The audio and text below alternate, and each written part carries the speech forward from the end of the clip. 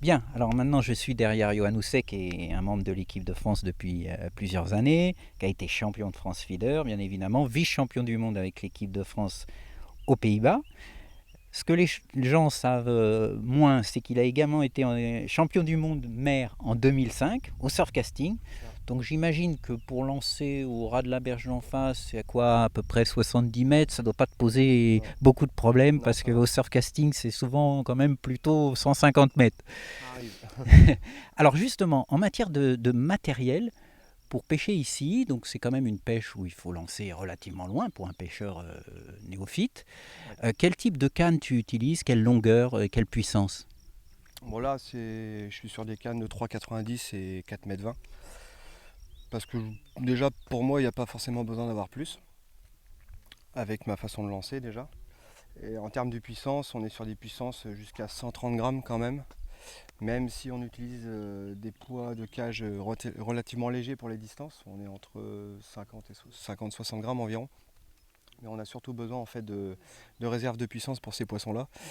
Déjà pour les combattre, mais aussi à la touche. Parce qu'en fait, on est sur un montage inline et on a besoin de cannes raid, de sion raid. Là, je suis sur un sion de 4 roses. Ah oui, 4 C'est roses. 4 roses, ouais. Oui. C'est la première fois que j'utilise un sion de 4 roses au feeder, quoi. Hormis sur des rivières où il y a du courant ou des choses comme ça. Mais Oui, 4 roses, pour préciser pour les gens qui ne connaissent pas encore très bien le feeder, c'est un sion très rigide. Hein. c'est un sion très rigide, ouais, un sion en carbone.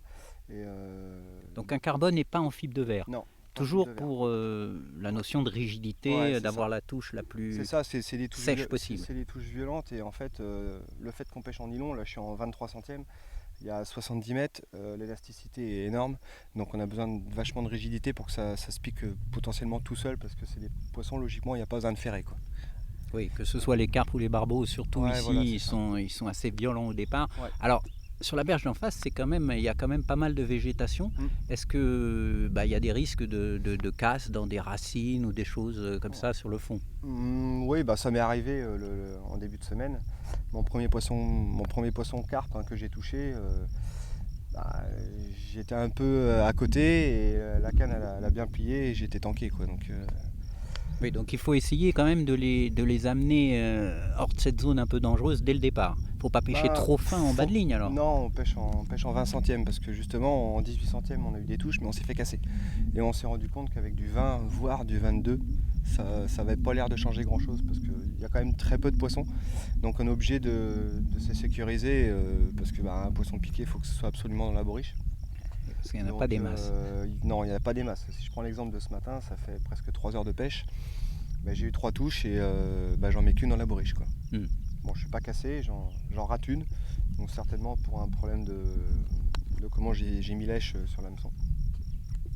Et la deuxième, je la décroche en cours de distance. Ouais, en Donc la ramenant. Ça. en la ramenant, je Le pense. problème souvent, c'est qu'avec ces poissons sauvages, on est obligé d'utiliser des hameçons qui ne sont pas spécialement très gros.